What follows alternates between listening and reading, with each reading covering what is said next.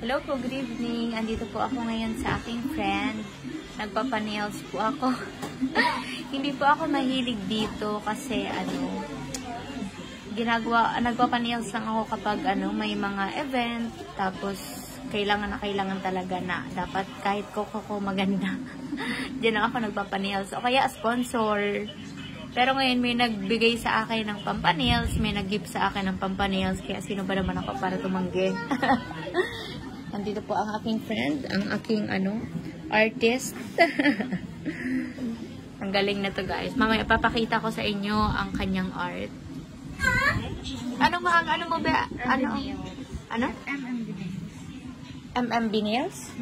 MMB Nails, guys. I-share ko mamaya. Ipopost niya din yan sa kanyang page. So, i-share ko.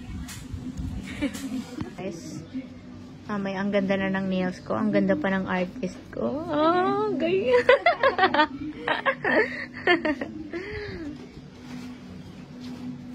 First time ko lang po mag-nail extension.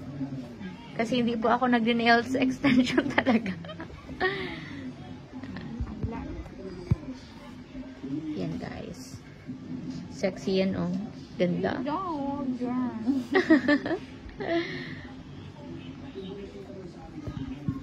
Guys, oh my God. Ang ganda. Alam nyo, lagi ko itong napapanood yung mga ganitong nails sa FB lang.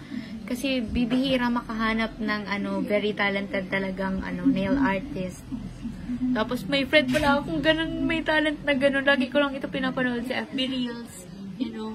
Hindi pa yan tapos, pero sobrang ganda na. Yan, may mga design pa yan, guys. Ka-excite.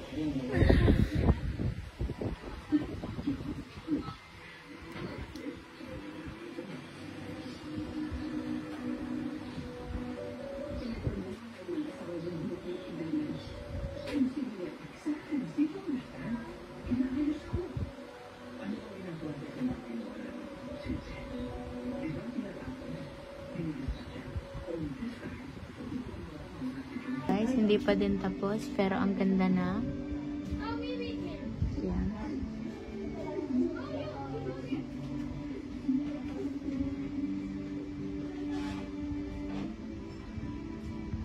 Guys, tapos na. Ang ganda. Oh. Worth it. Worth it ang bayad. Tsaka sobrang mura, guys, compare sa iba. Ang worth it talaga. First time ko lang magawa ng gantong design. Yan, ang ganda yan. Diba? Wala pong event, guys. May nag-gift lang po sa akin ng pang-nail. So, yan. Thank you sa nag-gift. Yan, ang ganda po. Ang ganda ng aking nails, guys. Look. The nails and the artist. Mali.